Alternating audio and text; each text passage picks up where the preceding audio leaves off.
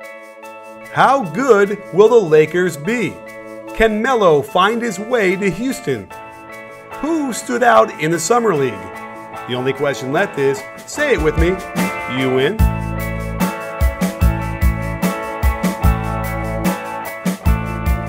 Hey sports fans, Coach Nick here, and welcome to the B-Ball Breakdown Podcast.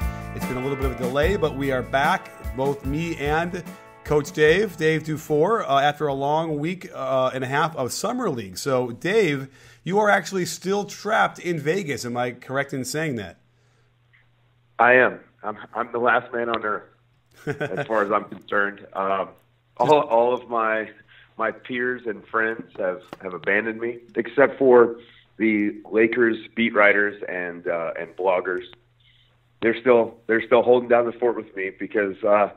Surprisingly, the Lakers have actually made it to the championship. LeVar Ball continues to prognosticate accurately. It's pretty amazing. Yeah. Well, you know what's also amazing is, well, I mean, I think it makes sense. The Laker fans are just so desperate for some positivity here and some highlights and something to feel good about after these 2 or 3 years of being in the wilderness. So, you know, I don't know if anyone out there had seen the images of them in the first weekend, but it was pretty insane how packed Thomas and Mack was in a way that it normally isn't like that in Summer League. And the Laker fans that drove up to Vegas to cheer, it was kind of startling. Yeah, you know, they've done record numbers, and I think that the Lakers having Lonzo Ball has certainly helped. The Lakers going this deep into the playoffs, I mean, obviously making the championship is definitely helping, but. You know, the Summer League continues to grow. They've done a really fantastic job with it, and it feels like we're at Staples Center every single time the Lakers play. It's really incredible. Yeah, Staples East, and you know, I guess it's all centers around the exploits of Lonzo Ball, who had maybe a rough outing in the first game shooting-wise, but I saw a couple of those games, and you know, it's really rare. And I know it is Summer League, but. He is the kind of player that can profoundly affect a game without ever scoring the basketball. And I can count players like that in the NBA on one hand who have had that kind of impact in that way. You know, and certainly the list is short. We could probably figure out who I'm talking about. So it really is. His passing is really going to be something I think that's going to create a lot of highlights and a lot of fun this year.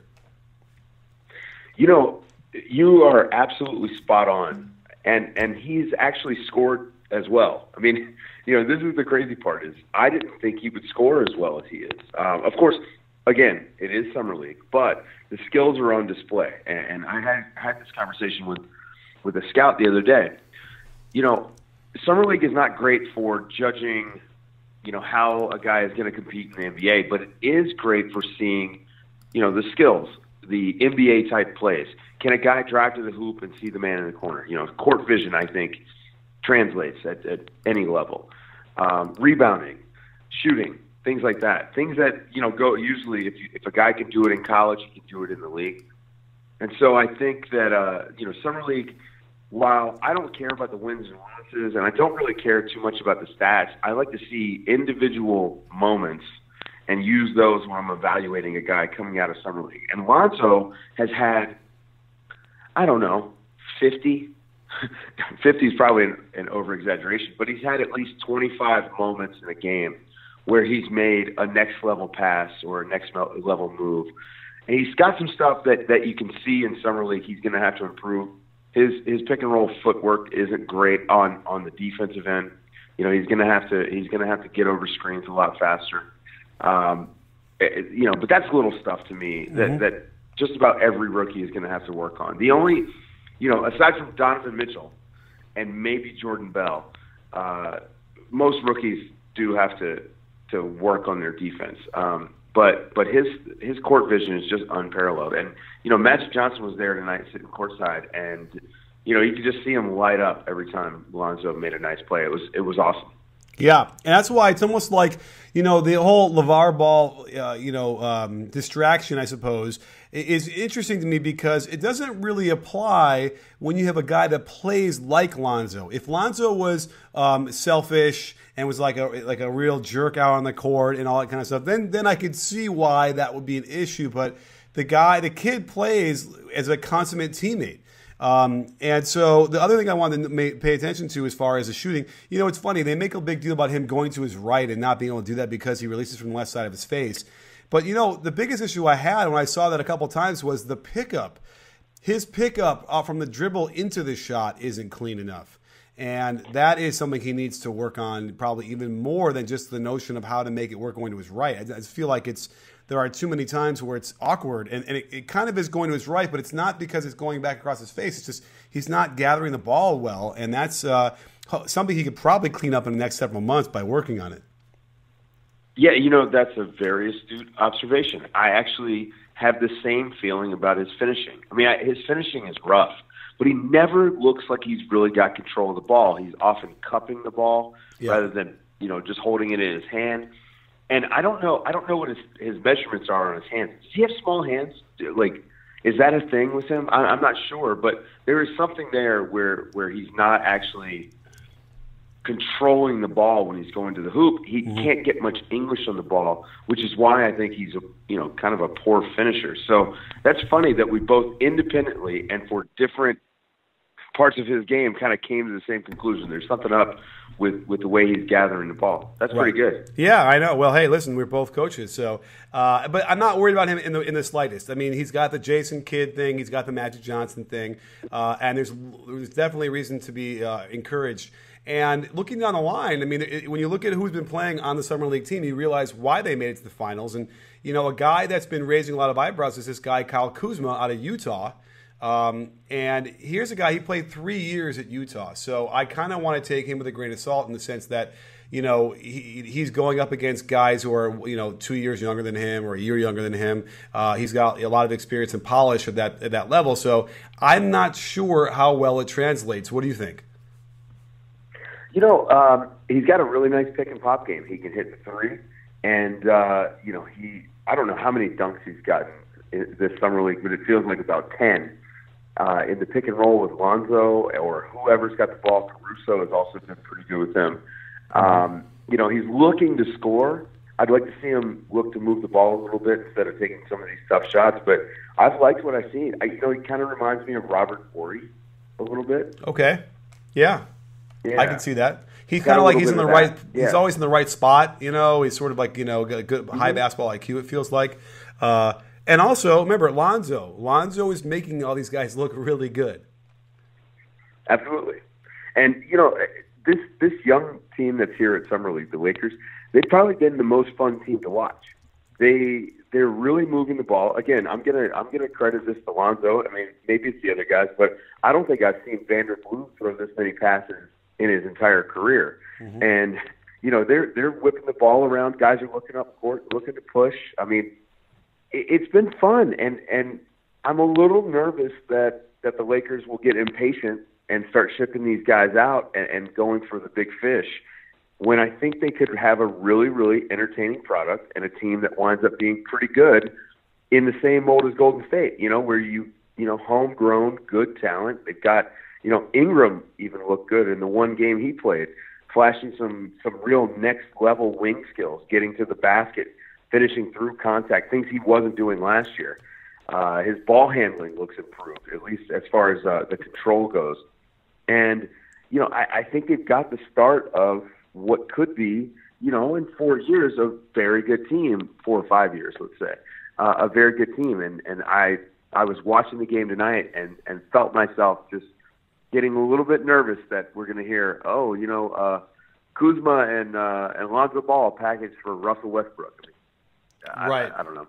Yeah, well, we'll see. I mean, the really crazy thing would be that the Thunder are kind of struggling by when it gets close to the trade deadline, and they're like 7th place or like barely hanging on to 6th, and they're realizing, what, Russ is going to be out of here. And part of me feels like they're going to try and pull off a trade for both Russ and Paul George, and that would include Ingram without question.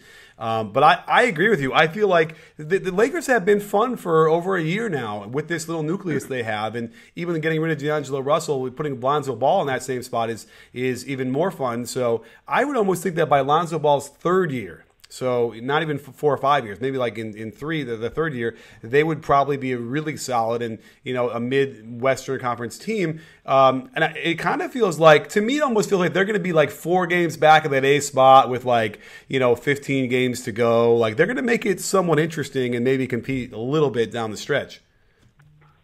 Well, the KCP contract, the 1 year, $18 million. I think that's something to watch. First of all, I think he's a decent player. He'll probably shoot better in LA just because he's going to have Lonzo getting him the ball. He's going to have other guys out there. Brook Lopez will spread the floor a little bit. And that's so weird you say that. He can be traded. I know. But he can be traded December 15th. And $18 million, kind of lines up with Paul George. Interesting. I mean, So I actually had that thought today. I was kind of just, running through my head. Okay, so this is this. Got $22 million in Brook Lopez. I mean, it wouldn't take much to make, to put together one of these deals with OKC. And, it remains to be seen whether anything's happening in OKC. Russ has that extension sitting on the table. He's yet to sign it. And if you're Sam Presti, unless he knows something we don't, you might be starting to worry a little bit. And I think if that contract extension goes unsigned by Russell Westbrook into late September, we're going to start really hearing some stuff. Absolutely. We'll have to keep our eye on that because a lot of interesting fluid stuff. But again, that nucleus they have is interesting to say the least, and should cause problems for a lot of teams. And I can imagine at home they could also be a formidable team that players and teams are not going to want to go into Staples and try and compete against these young guys. We're going to run them off the court. Pay attention to teams that get to LA a day early and have a night off in LA before they play them, because those are always those games where they come out flat. So, and one way you wouldn't come out flat is if you prepared a great tasting home cooked meal. And Blue Apron allows you to do just that.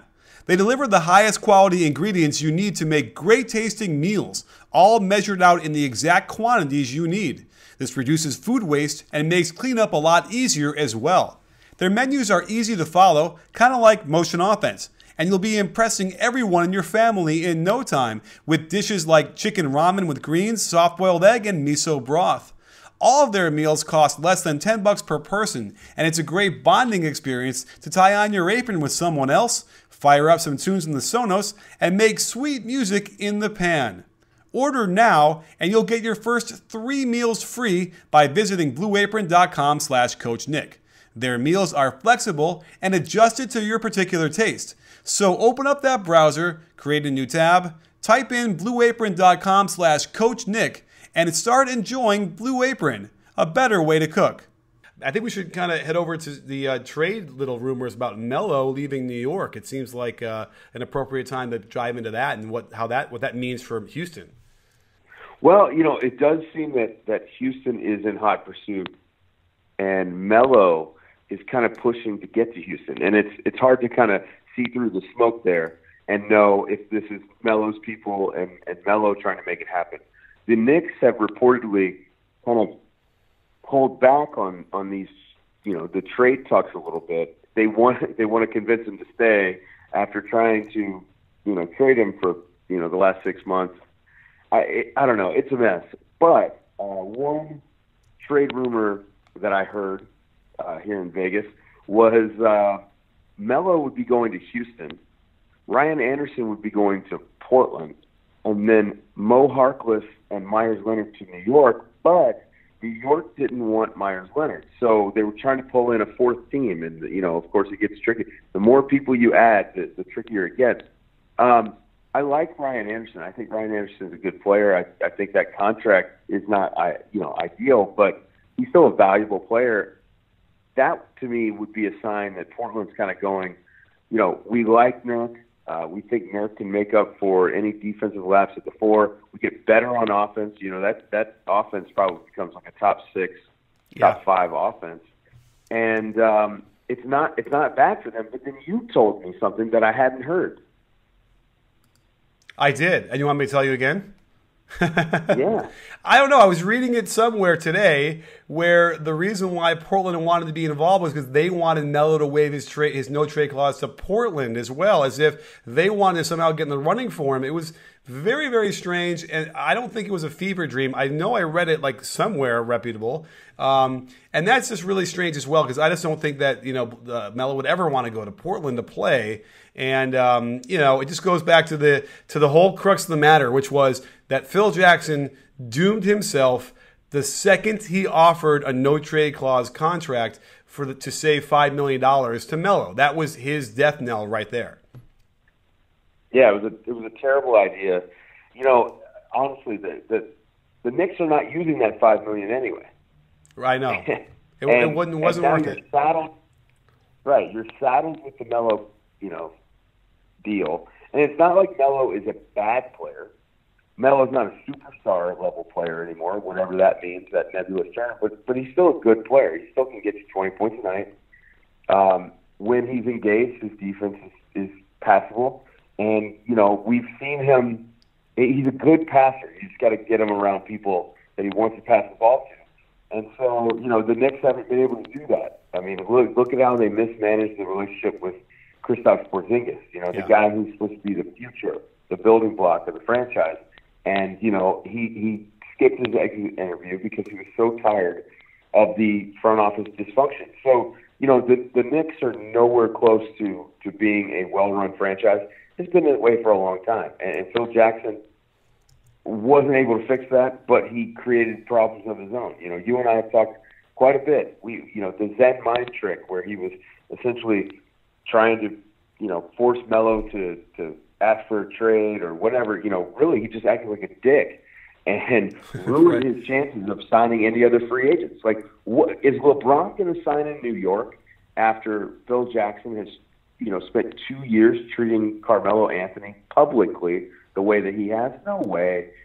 Free agents are not even giving New York a sniff as long as Phil Jackson was there. And now that he's gone, it's not going to be any better because now you've got a bad team. The Frank Ntilikina, who I like as a prospect, Dennis Smith was on the board. Donovan Mitchell was on the board. Malik Monk was on the board.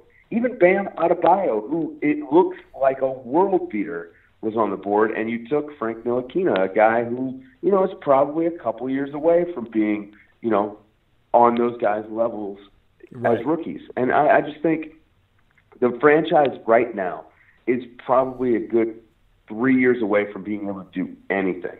They got to unload Melo. They've got to move him somewhere. I'm actually a little worried. I think they may need to move KP. I think they need to just think about the tear down and rebuild, which sucks because I think the league is better when the Knicks are good. Right. Well, and the other problem you have with Ntilikina is the notion of player development, and it's unclear to me if that happens in a good way. Now, KP has certainly developed, although it seems to me that he kind of had some good skill set coming in. And if it's going to be New York, where things are sort of always in flux and in a lot of turmoil, then it's certainly not very conducive for probably a really nice kid from Europe who hasn't played in this high over his head before. So it's a really where in comparison, a guy like Dennis Smith is a kind of a toughened, hardened kid out of in America who knows what to knows how to expect and handle that stuff. So. It's an interesting thing. Now, what we should probably also talk about is if indeed Melo does go to Houston with CP3 and Harden, how does that work? I did have a nice long conversation with some of the Rockets guys, and they were describing to me a little bit about D'Antoni's offense and what they wanted CP3 and Harden to do. And I guess the question is, and I do want to kind of hold your feet to the fire about calling Melo's defense passable. I guess it's passable when he's completely healthy. When he's engaged. Right, and when he's engaged, when he's not guarding really quick wings. He's a 4, and the sooner he realizes that, the better.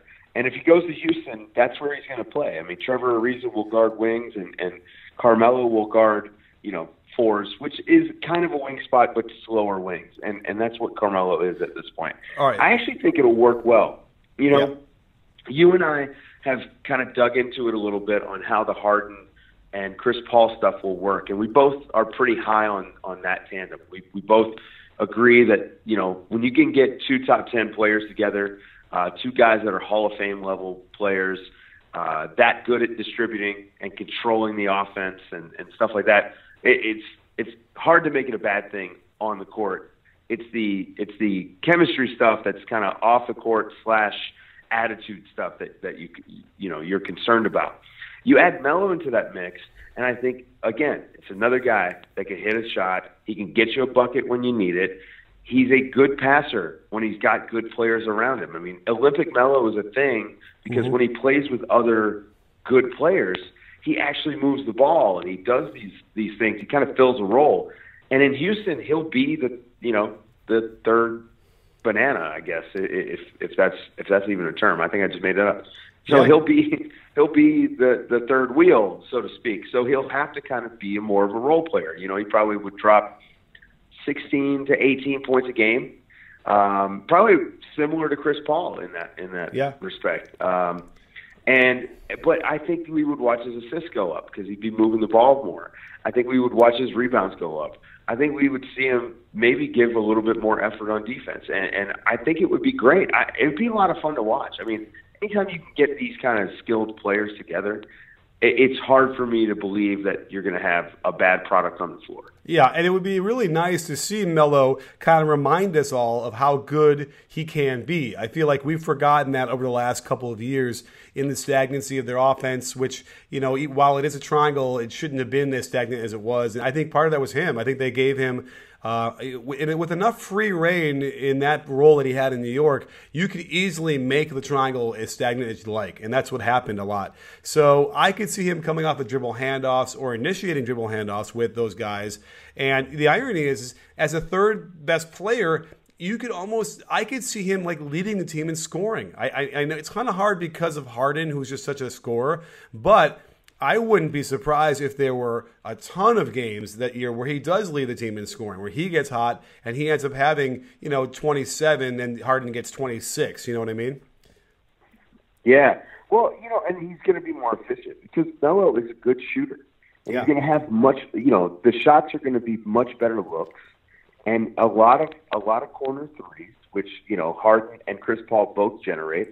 And he's another guy who can attack a closeout from the corner. I mean, to me, it's actually a really good fit. And I love Capella behind those guys and Trevor Ariza. So you've got some decent defense on the wing. I really think that if Houston can pull this off, Daryl Morey has completely changed that team from 2 years ago. Think about where it was 2 years ago. Mm-hmm. And then they lose Dwight, and then they get Ryan Anderson, they get Eric Gordon, and they go what looks like all offense. They're the third seed in the playoffs.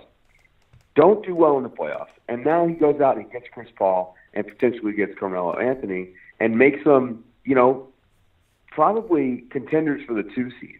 I would say. I think they'd be right there with San Antonio, and I mean, Daryl Morey is a magician, basically, is what I'm saying.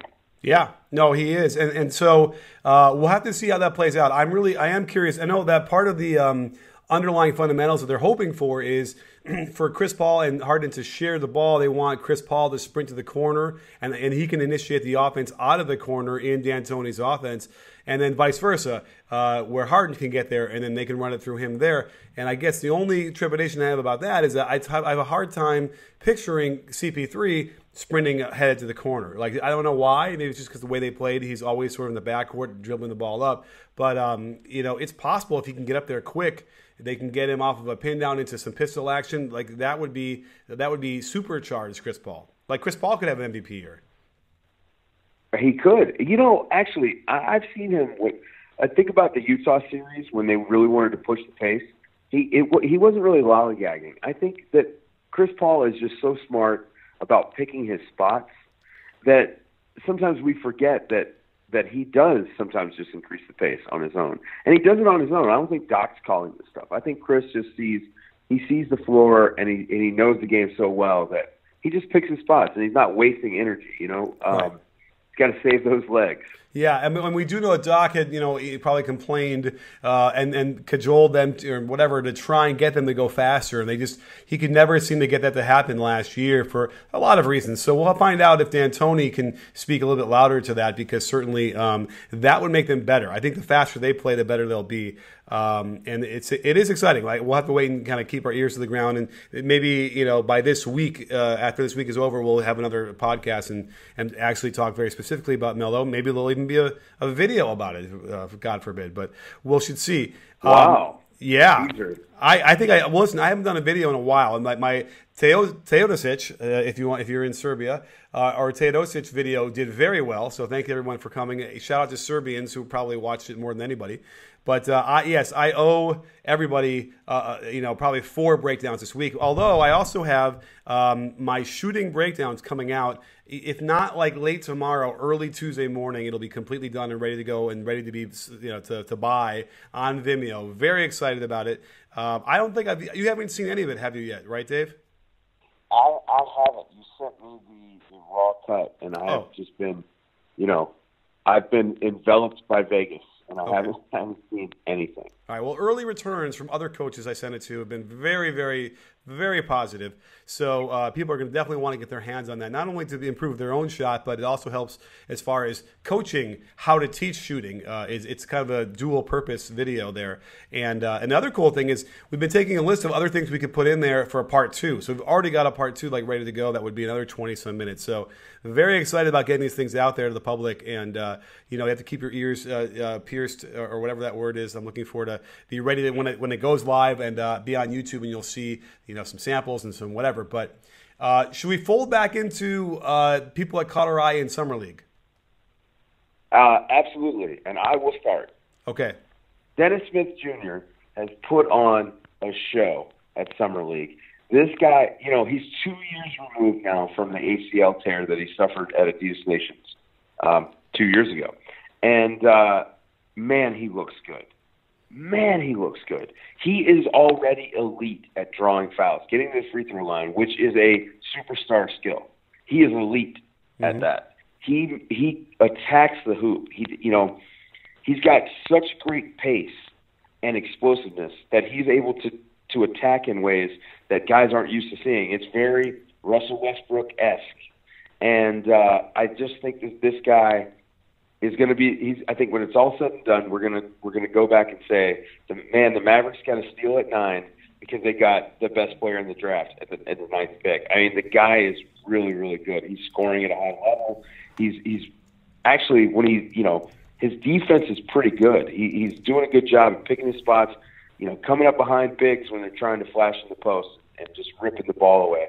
And love him. God, yeah, I love Dennis Smith Jr. The world was his oyster out there. I mean, I was watching from the baseline for a quarter, and it's just like he's very poised, he's very explosive, and can do what he wants to do when he wants to do it. And the beauty of it is that that Rick Carlisle, he micromanages these games, but I have a feeling that it's going to be in the sense that they're going to be able to put him in certain play calls consistently where he will be able to excel. And they're going to be able to say, okay, we're going to get you in a pick and roll going this way at this part of this quadrant of the floor, and we know you're going to be able to just take off and go, and then you're going to have these 2 reads. That's all. So they're going to be able to keep it simple for him, and he's going to be able to really just shine with what he does. And yeah, I mean, he could be the best player in this draft.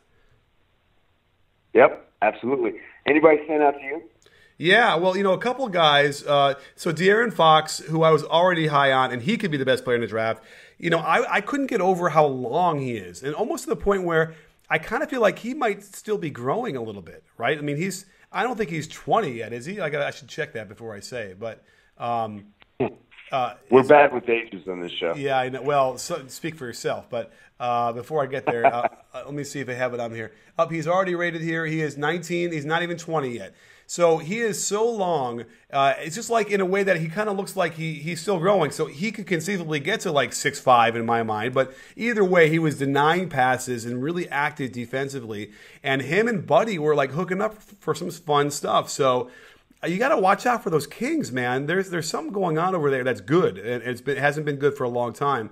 And then, so De'Aaron Fox is one. And I just want to throw out one more guy, is Josh Jackson, quickly. And what really just caught my eye about him, aside from anything else, was just his handle. Like, he was bringing the ball up like a point guard, and he was crossing guys, and like just really like had a really complex set of moves with the dribble. I was really surprised by that. I guess I missed that when I was going through all his footage from college. And so those two guys really caught my eye. Yeah, another few like honorable mentions. Dylan Ennis, who's with the Warriors. God, he looks good. Jordan Bell looks really good. Wayne Selton looks like a guy that shouldn't be at Summer League. I mean, he has just dominated the whole week. Just so well built, and really knows what he's doing on the basketball court. Is he stout? Dylan Brooks looks pretty good too. Sorry, what was that? Was he stout? You said he was well built. Yes, he was stout. Okay, well, he's very stout. But shame on you for talking about the Warriors and listing those players and not mentioning Patrick McCaw, because he. Oh yeah, well, come on. He's got the glow, man. NBA champion. I know. Yeah, so, right. He that second-year guy who played finals minutes and then was playing summer league and hitting game winners. I mean, yeah. He's pretty good. Actually, another guy for the Warriors is Damian Jones. Looks really good. Yeah, he was very spry. Yeah, he was active. Again, the Warriors are kind of. I mean, I hate to bring up the light years thing, but yeah, they had 4 really good players on their summer league team. I don't think all of those guys are going to be on the 15-man roster, but yeah, they look pretty good up there. Yeah, I practically tackled Patrick McCaw in the concourse when I saw him walking by, just to kind of ask him if he felt it, because he's a different player than he even was in the finals. And you can see it now. He was running the offense. He was literally doing his Steph impersonation. Then he was doing his Clay impersonation, sprinting the wing on fast breaks and nailing threes. He's playing good defense. He's the guy. I mean, literally, they're going to be able to sit Iguodala on the second of back-to-backs and give him 28 minutes a game and not miss a beat. I mean, I'm telling you, the kid has just developed, and it's as a result, it's like there's a couple teams that have done well, and if the Rockets get Melo, then you probably give them the nod for best moves. But other than that, you got the Warriors. What they did in this offseason is as good as anybody else, and it's not fair because they're already the all-time greatest team we've seen, and they've now improved. Well, and the moves that they made were sustainability moves. They weren't like splashy moves. They didn't trade for Chris Paul. They didn't trade for Carmelo. They signed KD last year, and they re-signed him this year. They re-signed all their other guys. But the biggest moves they made this summer were, the Jordan Bell move, the Chris Boucher move, and then continuing to develop these other guys. And I think that this is, the mark of a good franchise. The Spurs have been doing this for years. There's really, Boston's been doing it for a few years. It's I don't know. I really like what their front office has focused on. I think that it's super important. And yes, all of that is easier when you can sign KD, to a $25 million contract instead of his full max. I understand. But at the same time, I got to give them credit for finding talent at maximum value for where they could find it. I think they did a great job. Absolutely. And that's our Warriors, because we have to mention the Warriors on every podcast. That's our Warriors plug for the week. Right. Well, I also found it startling that the culture is so permeated across the entire organization that even their summer league team, they're passing the ball and they're cutting and they're moving. And but I also want to point out the Lakers and the Kings. When I watched them play, both those teams were running really great offense. And then you look at some other teams that were running really bad offense, and they would probably shrug and say, "Well, we don't have a lot of time. We're just throwing these teams together." And I don't know. The Kings didn't need that excuse. The Lakers didn't need that excuse. The Warriors didn't need that excuse. And so it's like there are ways to teach these things in a short amount of time with the practice to get these guys to play that way. And those guys are doing it. And so that's why it's exciting. I think we're in this new era now, and a couple more teams are popping up there that are playing this sort of pace and space, moving the ball, sort of the beautiful game that the Spurs ran in 2014. They kind of don't even run it anymore. But I think we're finally getting that moment here where going forward we're going to have more and more of these teams playing that way. Yeah, I agree. With the way the rules are set up, that was what they were encouraging with these rule changes. And I think we're finally getting to the point where it's caught on with just about everyone. Now, the Spurs, what they've done is they look for the market inefficiencies, right? So NBA defenses are now set up to guard the three-point line and guard the basket. So now they're starting to exploit the mid-range. And you're going to see that shift happen again. Teams are going to, I mean, Houston will exploit the mid-range this year. Trust me. They're going to start exploiting the mid-range, so the defense now has to go to the mid-range. The three-pointer opens up. It's basically a dance. We're going to go back and forth. And I like that stuff. I think, to me, basketball is a thinking man's game. It is not just, of course, you have to have, like 10 tools physically, but it's also a thinking man's sport. And I think, for coaches, we've got a game plan. Then the opposing coach has a counter. And now we've got to come up with a game plan to take advantage of that counter. And then the players have to execute all this stuff on the fly. And I just think that with the way the game is right now, this is the best it's ever been. And, this is a great week to watch these young guys kind of play the way that you and I want teams to play and the way that we coach, sharing the ball, shooting open shots, getting to the basket, at least trying hard on defense, if not playing hard defense. It was a good week for that. Yeah, and as we are moving into this sort of greatest era of the NBA, like as you described, we're also moving into the greatest era of our podcast as we continue to destroy it out here with everybody. So, this has been another great edition of another great episode of our podcast. And again, frightening how smooth we can go from one subject to the other and right back again. It was very good, great stuff. Yeah, we're like Lonzo Ball and Kyle Kuzma out here. Yeah, right. Well, I want to be Darren Fox. You can be Buddy. I'll be Darren Fox. There you go. Well, I call everybody Buddy anyway, so there you go. All right. So, awesome stuff. We'll have to catch up again. We'll do another one maybe in the middle of the week when you get back, when you escape from Vegas, and when I get my voice back. Yeah, well, hey, I'm still struggling, so we'll have to see how that works. But anyway, thanks, Dave, for joining me on the road today, and we'll check in with you really soon. And don't forget, sports fans, at B-Ball Breakdown, we're not a channel, we're a conversation. You in? Are you in, Dave? Yes, I am, in Vegas.